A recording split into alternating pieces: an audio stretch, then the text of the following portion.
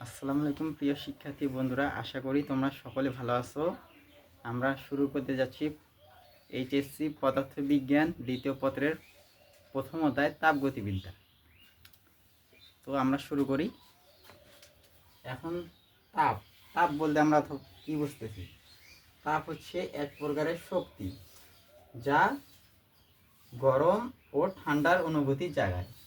অর্থাৎ আমরা যখন একটা বস্তুটাকে স্পর্শ করব, তখন বস্তুটাকে স্পর্শ করার সাথে আমরা বুঝতে পারবো বস্তুটা গরম কি ঠান্ডা, এটা বোঝা যায়। তো সাধারণত ক্যালোরিমিটার যন্ত্রের সাহায্যে তাপটাকে পরিমাপ করা হয়। এই ক্যালোরিমিটার এটা এইচএসসি অথবা এডমিশনে আসে আর কি। তো সব এখন এককটা কি? একক হচ্ছে জুল এবং ক্যালোরি। এখন 1 ক্যালোরি ইকুয়াল 4.2 জুল এবং 1 জুল ইকুয়াল 0.24 ক্যালোরি। এখন এমসিকিউ হিসেবে আসে 2 ক্যালোরি সমান কত জুল। তো আমরা এটাকে 4.2কে 2 দ্বারা গুণ করলে 8.4 জুল মানটাকে পাইতেছি। এই মানটা আমাদের এমসিকিউ আসে। তো এখন সমীকরণ, অবস্থান পরিবর্তনে তাপ। 1 নাম্বার এইচ, এইচতে হিট। এখন H equal M L F, heat equal ভর গুণন গলনের সুপ্ততা।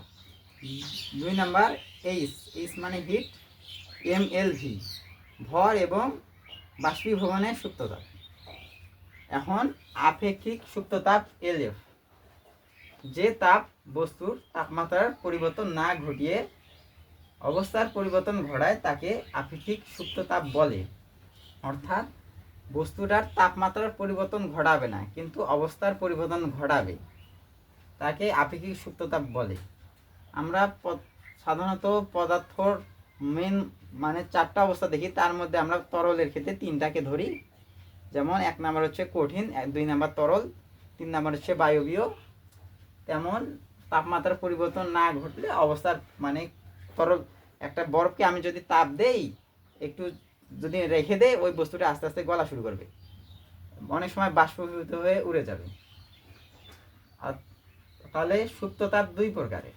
1 নাম্বার হচ্ছে গলনের সুপ্ততাপ, 2 নাম্বার হচ্ছে বাষ্পীভবনের সুপ্ততাপ। এখন গলনের সুপ্ততাপ, গলনের সুপ্ততাপ হচ্ছে কঠিন পদার্থকে তরলে পরিণত করতে যে তাপের প্রয়োজন হয় তাকে গলনের সুপ্ততাপ বলে।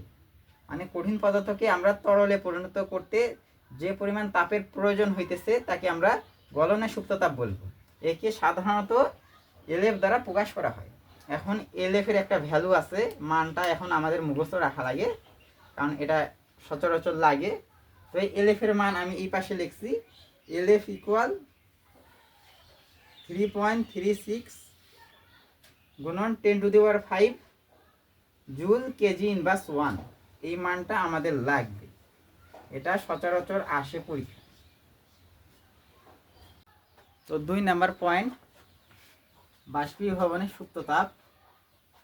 তরল পদার্থকে গ্যাসে পরিণত করতে যে তাপের প্রয়োজন হয় তাকে বাষ্পীভবনের সুপ্ততাপ বলে। একে এলভি দ্বারা প্রকাশ করা হয়। এখন এলভির একটা মান আছে যেটা আমাদের ভ্যালুটা মুখস্থ করা লাগে।